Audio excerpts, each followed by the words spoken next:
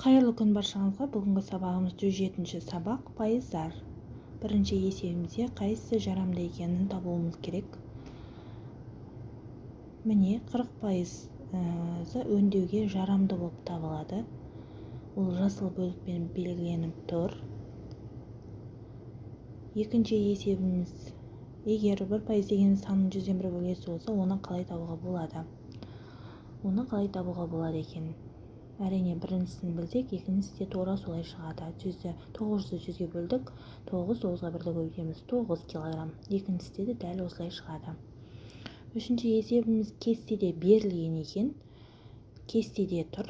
Міне, қазір шығарылу жолын көрсетемін сіздерге. Бірінші, екінші, үшінші есептерін шығару жолы осылай болады. Төртінші есебімізде бұл жұптық жұмыс есепті шығар деген. Бұл жерде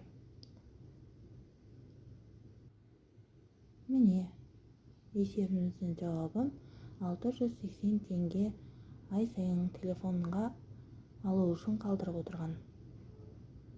Бесінші есебіміз тапсырманы орында бөлшек түрінде жаз деген.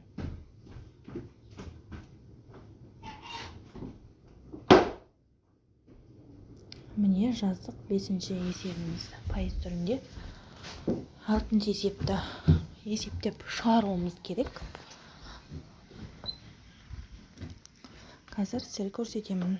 Міне есептеп шығарған кезде, қосқан кезде, азайтылған кездегі, көбейтілген кездегі есептеріміз.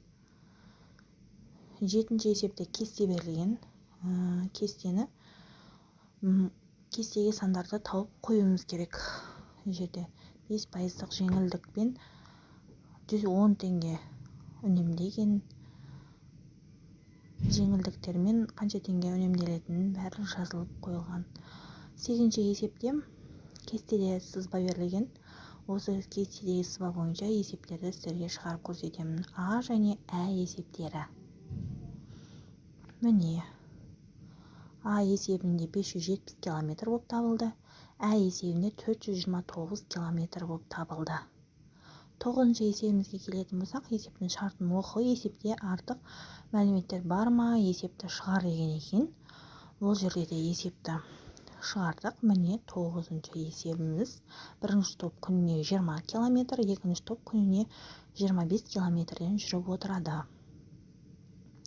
10-шы есепте телефондағы 749 сандарынан кодпен тауарға, бұғаттаған кодпен тауарға шығаруға болатын табуымыз керек еді. Бұл жер 974 деп алдық. Әрине 900 пен екеуін салыстырған кезде 974 көп болады.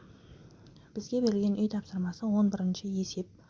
Оны 1%, 3%, 5%мен көрсетуіміз керек.